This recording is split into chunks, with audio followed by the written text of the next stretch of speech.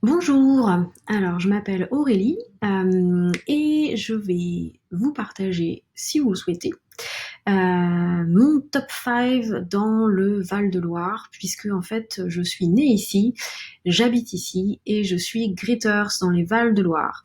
Donc Greeter, ça veut dire être habitant d'une ville, en l'occurrence j'habite à Tours, et être volontaire, bénévole, pour faire visiter de façon un petit peu subjective, selon son point de vue, selon ses habitudes, selon ses coups de cœur, la ville que l'on habite. Donc je fais ça pour l'office de tourisme de Tours à titre totalement bénévole, voilà. Et je connais bien les équipes d'Abicyclette puisque j'adore également le cyclotourisme. Je fais du vélo de randonnée, j'adore me balader en Bretagne. Et je fais aussi du vélo de route et j'aime me promener sur les chemins de Touraine en vélo de route, voilà. Euh, donc je suis très contente de partager avec vous en fait l'amour de ma région avec ces petits coups de cœur et puis peut-être ça permettra de répondre à quelques questions que vous avez encore si vous imaginez faire un voyage à vélo en fait dans le Val-de-Loire. Alors je vais essayer de vous partager mon écran. Voilà. Alors, la Loire, c'est une vaste région. Et comment je pourrais résumer en fait ses atouts principaux? D'abord, c'est facile d'accès grâce à la gare de Tours ou de Saint-Pierre-des-Corps, qui est plus connue. Euh, En train, en fait, vous pouvez venir vraiment du Grand Ouest, c'est-à-dire c'est hyper accessible de Bordeaux en quelques heures, de Rennes, de Nantes. C'est voilà très simple en train. Et puis bah, après, les chemins sont vraiment très bien faits. Il y a des autoroutes en fait qui sont bien, qui desservent bien la région. Donc vous pouvez venir très facilement, voilà, région parisienne, Grand Ouest, Normandie, c'est assez facile de venir en Touraine et sur le Val-de-Loire. Donc facile d'accès. Le deuxième point, alors peut-être que c'est un atout pour moi, les routes sont plates et les chemins de cyclotourisme sont balisés.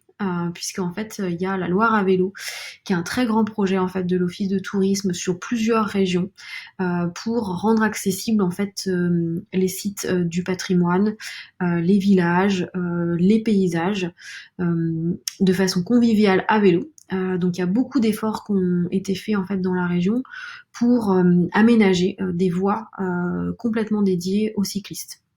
Donc il y a ces voies-là, et après dans votre chemin, il est possible que vous passiez par des petites routes, qui sont des routes choisies par à bicyclette, mais où vous serez absolument tranquille parce que c'est pas des routes qui sont très très fréquentées, c'est des routes qui sont en très bon état dans la région, et si vous croisez une voiture, ils sont voilà très habitués à voir des cyclistes, surtout pendant la saison.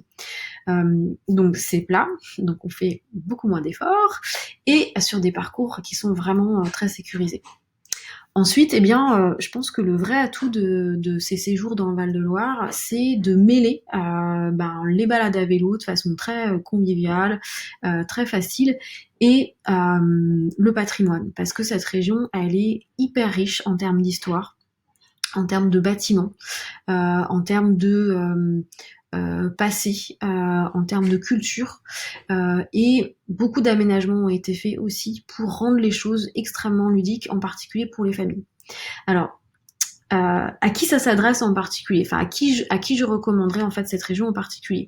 Alors ça peut toucher plein de gens, évidemment les familles, puisque les chemins, comme je le disais, sont vraiment très sûrs et très bien indiqués.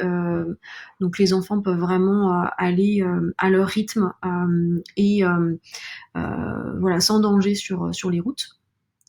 Et puis les parcours sont assez courts et ils sont extrêmement ludiques. C'est-à-dire qu'il y a beaucoup de choses qui ont été faites dans les châteaux en termes de parcours chasse au trésor, en termes de petits guides aménagés pour les enfants, en termes de d'informations touristiques adaptées sur les audioguides. Vraiment, les châteaux de la Loire ont fait pareil beaucoup de travail. un gros travail sur comment rendre accessible en fait l'histoire et ce patrimoine assez complexe puisque c'est pas contemporain pour des publics plus jeunes. Donc pour les familles c'est vraiment top, il y a plein d'endroits où s'arrêter pour pique-niquer, etc. Donc voilà, c'est très adapté. Ensuite, je conseillerais ça aux amoureux parce que c'est so romantique. En fait, vous avez des châteaux avec des pierres magnifiques, des pièces immenses avec des broderies, des tentures, toute une époque où c'était voilà des hommes en armure, des princesses. Donc c'est éminemment romantique. Et vous avez toute une batterie de petits restaurants, de petits cafés au bord de l'eau. Donc si vous êtes en lune de miel ou au contraire si vous êtes voilà au début d'une relation et que vous avez envie d'asseoir les choses, eh bien le Val-de-Loire c'est fait pour vous. Donc très pratique en famille ou à deux sur les petits chemins, mais également entre copains, puisque en fait, particulièrement l'été, c'est une région qui est hyper dynamique, qui propose beaucoup d'animations, des festivals de théâtre de rue, des guinguettes, donc entre copains, c'est très festif et voilà très vivant. Donc pour les copains, les familles, les amoureux, c'est parfait. Alors, quels sont mes 5 coups de cœur que vraiment je vous conseillerais et pourquoi j'aime particulièrement cette région? Le premier, je dirais Amboise. Alors évidemment, il y a plein de villes et plein de châteaux sur les parcours du Val-de-Loire, mais Amboise, je dirais que ça combine beaucoup de choses. C'est à la fois un château, comme vous voyez sur la photo, mais on peut y faire plein d'activités, en particulier l'été.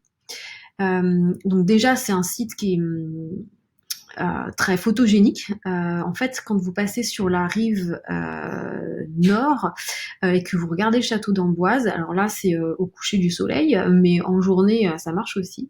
Il se reflète en fait dans l'eau.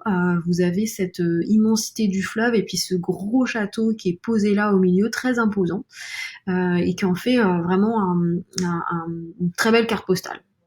Et ensuite, quand vous traversez le pont, en fait, pour arriver dans la ville d'Amboise, eh bien là, je vous conseille de vous arrêter sur l'île d'Or, qui est une toute petite île où on a une vue magnifique sur le château et c'est très agréable de faire une pause pour un pique-nique, une petite sieste, un goûter, voilà, ou juste prendre de photos.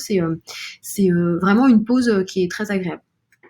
Et quand on rentre dans la ville, après, pareil, il y a plusieurs petits quartiers. Donc, sur les bords de Loire, ce qu'on voit en premier de la ville, il y a un marché qui est très vivant, 2 jours par semaine, plus en soirée l'été, donc le marché de nuit d'Amboise. Et ce marché, il est vraiment réputé. En fait, il y a plein de gens qui viennent de toute la région pour aller chercher ces fruits et légumes et éventuellement des vêtements, de l'artisanat, en particulier l'été. Donc, c'est un très gros marché qui est sur les bords de Loire. Et ça en fait vraiment une entrée finalement dans la ville vraiment intéressante. Ensuite, quand vous pénétrez en fait par les petites ruelles qui ont leur charme parce que vous avez des traces de vieilles pierres, de petites maisons, eh bien vous rentrez et vous arrivez sur cette place où il y a l'entrée du château principal. Cette place, elle est entourée de bars, de cafés, de restaurants.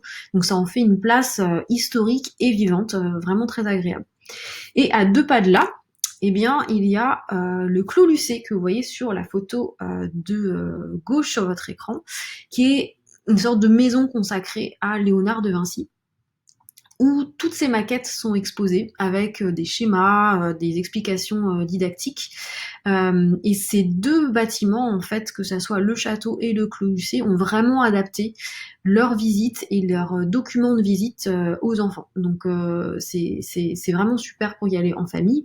Et comme vous voyez, le Clos Lucé a un grand parc, donc c'est vraiment l'idéal, pareil, pour faire une petite pause. Et alors, comme vous le savez, cette année est consacrée à Léonard de Vinci, puisque c'est une année anniversaire pour ce grand personnage, donc ne pas manquer le Clos Lucé. Et puis enfin, si vous avez envie d'une petite pause gourmande, eh bien je vous conseille 2 adresses. Donc le salon de thé Bigot que vous avez ici en photo, qui est alors un excellent pâtissier, qui est sur la place du château.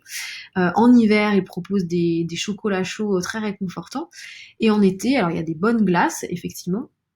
Et puis de belles pâtisseries, mais c'est surtout le service qui est incroyable et l'intérieur qui est resté comme si on n'avait rien touché depuis le début du siècle. Donc des vieilles tables en bois, des poutres, et puis les serveurs qui vous préparent le petit gâteau sur l'assiette comme un salon de thé traditionnel. Donc c'est vraiment une expérience à faire. Et une autre adresse gourmande, c'est le restaurant La Brèche, qui est à côté de la gare d'Amboise, qui prépare une cuisine française traditionnelle à partir de produits frais, beaucoup de choses cuisinées maison.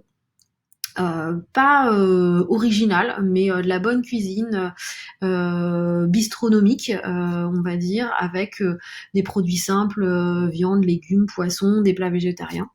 Et surtout, le gros atout de ce restaurant, c'est qu'en été, il ouvre en fait son petit jardin, et là, qui est exceptionnel avec des tables en fer forgé, une sorte de tonnelle, la végétation, un petit peu en dehors de la ville. Donc ça fait une sorte de petite échappée belle par rapport à Amboise et qui est vraiment très agréable.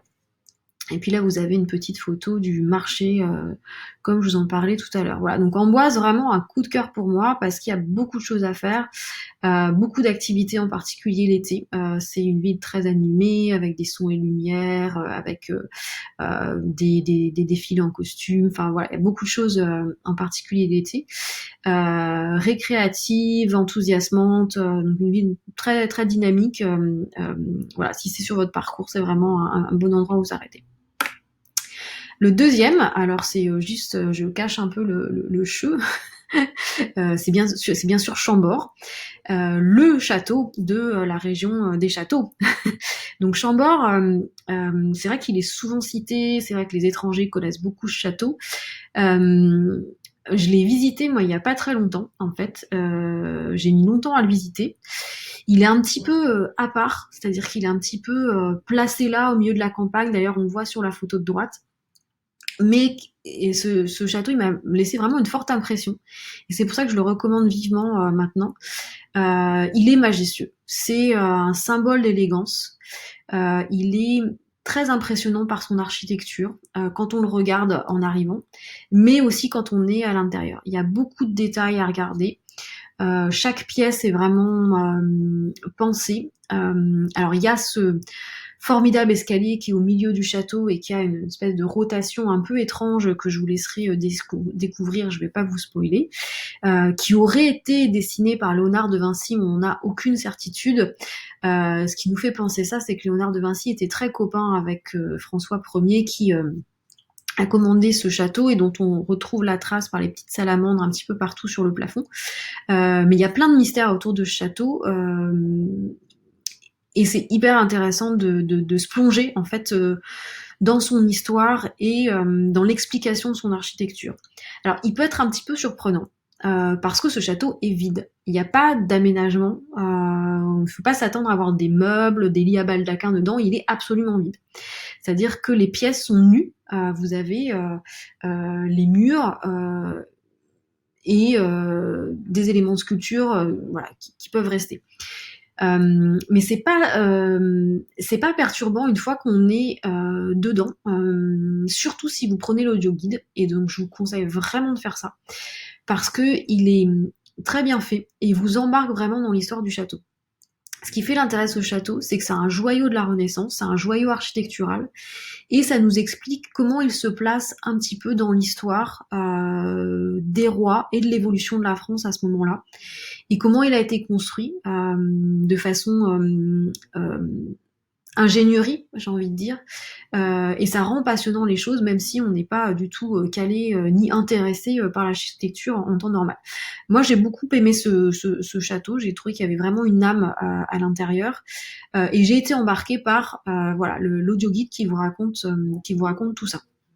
Ce château, il est vide parce qu'il a été aussi très peu finalement utilisé. Il faut savoir que beaucoup de châteaux en fait étaient des résidences secondaires des rois à cette époque et que eh bien l'habitude voulait qu'on ne laisse pas des meubles dans chaque château, mais c'était en fait des gros relais de chasse temporaires. Donc oui, ça peut paraître un peu dément quand on voit le petit relais de chasse voilà, qui se place là et qui a été construit sur plusieurs années. Mais quand même, voilà, c'était une petite cabane en fait pour le roi et ses amis qui venaient chasser en hiver et qui venaient se reposer l'été. Sauf que ce château de Chambord a été très peu occupé parce que il était tellement grand, tellement immense que l'hiver, eh bien, c'était quasiment impossible à chauffer. Donc c'était très difficile d'y habiter. Et l'été, en fait, on était à proximité du fleuve et c'était à ce moment-là complètement envahi par les moustiques. On avait beaucoup de mal à assainir l'endroit. Donc il a été finalement assez peu occupé. Aujourd'hui, je vous rassure, le nombre de visiteurs fait que l'hiver, on n'a pas froid et on a réglé ce problème de moustiques. Donc vous trouverez plaisir à vous balader autour et dans le château d'Amboise, de Chambord, pardon, qui est voilà, pour moi un des joyaux de cette région parce qu'il est absolument splendide, que ça soit son parc avec ses animaux, comme son architecture intérieure. Alors, autre petit point beaucoup plus festif que j'aurais aimé partager avec vous, c'est cet amour des Tourangeaux et des gens du Val-de-Loire pour la bonne chère. En fait, vous connaissez peut-être Gargantua, Rabelais, toute cette littérature. Eh bien, tout ça est vrai. En fait, on aime beaucoup manger et boire dans la région. On est connu un petit peu pour notre vin rouge, Saumur, Bourgueil, Chinon, mais aussi pour notre vin blanc, avec les villes comme Montlouis, Vouvray par exemple. Et moi, je vous invite à déguster vraiment le vin blanc parce que c'est là où il y a une spécificité vraiment intéressante. À savoir que y a une très très grande nuance en fait de type de vin. C'est-à-dire que le vin blanc, il peut être très sec et il peut être très moelleux. Et entre les deux, il y a toute euh, tout plein de catégories. Donc en fait, vous pouvez avoir un vin qui est très vif, très sauvignon, et qui va aller avec des fruits de mer, avec des huîtres. Pour un petit apéro, ça va être parfait, très frais. Et ensuite, vous allez avoir ce qu'on appelle un demi-sec, qui est parfait avec un fromage de chèvre ou de la charcuterie. On a du doux, qui est pas encore trop sucré. Puis après du moelleux et voire du liquoreux. Un vin qui est récolté avec des raisins très très mûrs. Voilà, en fin de vendange, et qui est absolument succulent si on aime bien le sucre. Donc le vin blanc à goûter, et à goûter avec la fameuse planchette tourangelle que vous avez à droite, et qui est constituée, mais hyper traditionnellement, de rillons, rillettes et fromage de chèvre, Sainte-Maure ou bûche de chèvre. Là, vous avez le trio gagnant. Donc les rillons, en fait, comme les rillettes, sont du porc qui est travaillé très très longuement dans une cocotte. Donc qui est cuisiné, caramélisé, tellement on le fait cuire, et qui nous donne en fait ces petits morceaux de viande qu'on appelle des rillons et qu'on mange à l'apéritif, et qui nous donne aussi les rillettes. Alors, ne dites pas à un Tourangeau que les rillettes viennent du Mans, parce que vous allez vous faire sortir de la pièce. Les rillettes, pour nous, c'est de Tours. Il se trouve qu'on n'a pas su tellement industrialiser le process, et donc aujourd'hui on est connu que à Tours. Mais je vous mets ma main à couper que vous allez dans n'importe quelle charcuterie en fait du Val-de-Loire, et vous allez trouver les rillettes de Tours avec son petit pot ou directement emballé dans un papier, et qui vous permet en fait de déguster cette spécialité. La différence, c'est qu'on les fait moins grasses que les rillettes du Mans et avec beaucoup plus de morceaux de viande. Voilà, donc c'est quelque chose qui est un peu plus viandard, un peu moins souple à étaler sur la tartine, mais qui est beaucoup plus goûtu de notre point de vue. Et donc le chèvre, eh bien effectivement, il y a pas mal de chèvres dans la région, hein, comme dans le Poitou, un peu plus dans le sud. Et la spécialité, c'est vraiment le Sainte-Maure. Donc c'est ce cylindre en fait qui est plus ou moins frais. Vous pouvez acheter des bûches de chèvre très fraîches et beaucoup plus affinées, presque dures. Le Sainte-Maure, en fait, c'est la bûche de chèvre avec une paille à l'intérieur et labellisée. Mais si vous allez sur un petit marché, ben, vous pouvez tout à fait avoir une bûche de chèvre qui n'a pas de paille et qui sera comme un Sainte-Maure, mais voilà, non reconnu par les autorités. Donc ça, c'est vraiment mon coup de cœur. Essayez la petite planchette Tourangelle avec le petit vin blanc.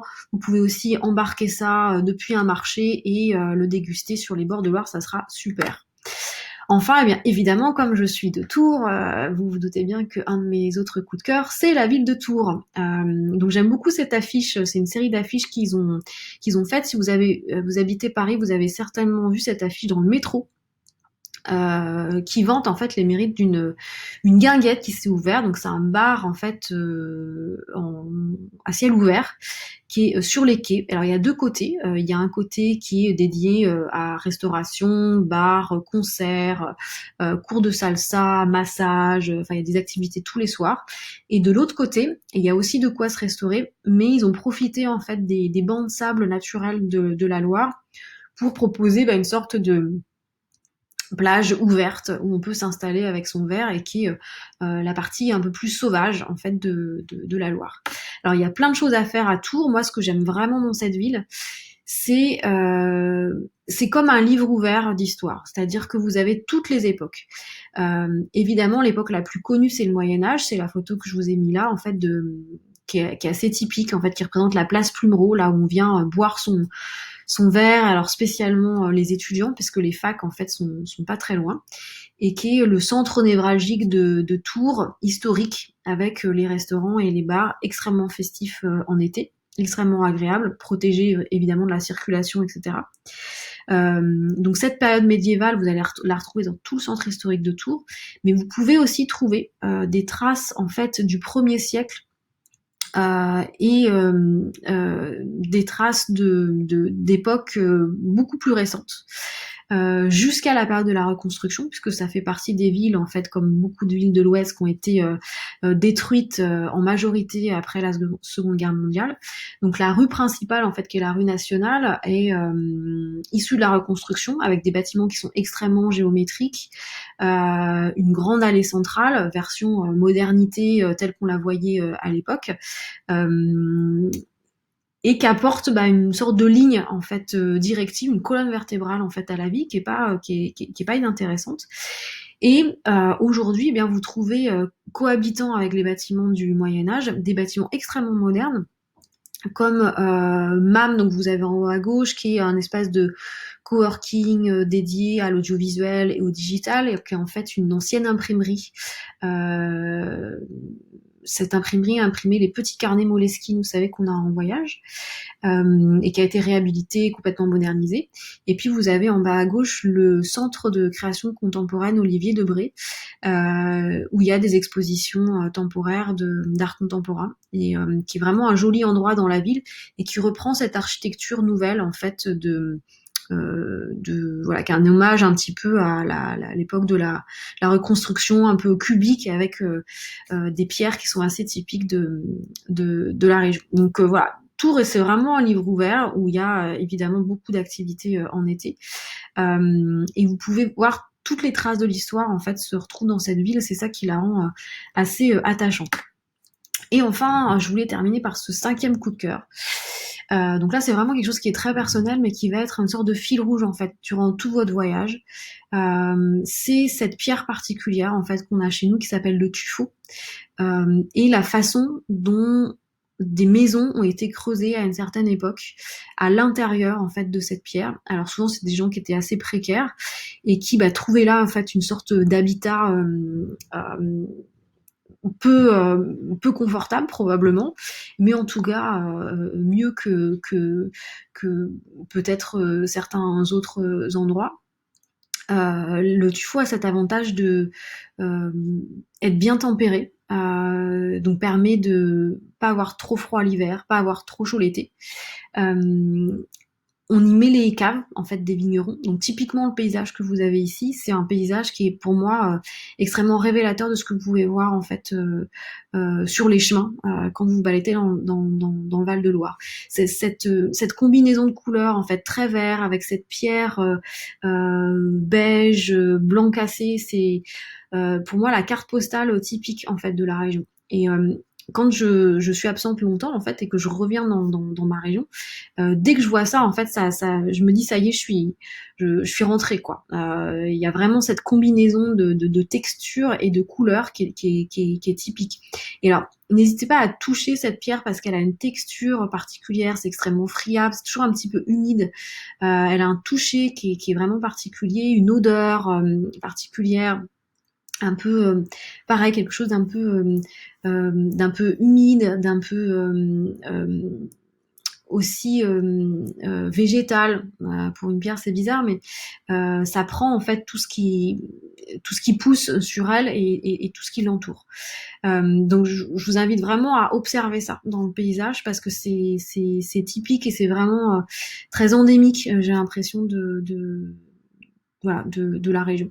Donc souvent les vignes sont au-dessus et les caves en fait sont sur la partie en pierre et on conserve le vin là, voilà. Donc ça vous verrez très rapidement en fait au-dessus de Tours, sur Roche-Corbon, etc. Dès que vous allez vers Montlouis, vous allez tomber là-dessus. Ou de l'autre côté en fait, dès que vous allez vers Saumur, ça se retrouve aussi pas mal. Et voilà, c'est mon petit coup de cœur d'émotion pour cette région. Voilà, j'espère que je vous ai donné envie de visiter le Val-de-Loire. N'hésitez pas à revenir vers les conseillers à bicyclette en fait pour en savoir plus. Alors je vais essayer de vous montrer où vous pourrez retrouver ces renseignements sur le site. Voilà, donc là je suis sur le site d'Abicyclette Voyage. Si je fais ensuite destination, et bien là je vais sur le Val-de-Loire et j'ai tous les séjours qui correspondent à ça. Voilà, et vous pouvez rentrer en fait la durée de votre séjour, ici, le niveau que vous voulez avoir, et puis des thématiques, et ça vous recombinera en fait les propositions en fonction de ce que vous avez envie de faire. Mais il y a voilà 9 séjours si je compte bien dans le Val-de-Loire, donc il y a de quoi faire votre choix. Voilà. Eh bien, je pense qu'il n'y a plus de lumière dehors, donc vous n'allez plus me voir, donc je vais arrêter là la vidéo, et puis eh bien, je vous souhaite un bon séjour. Au revoir.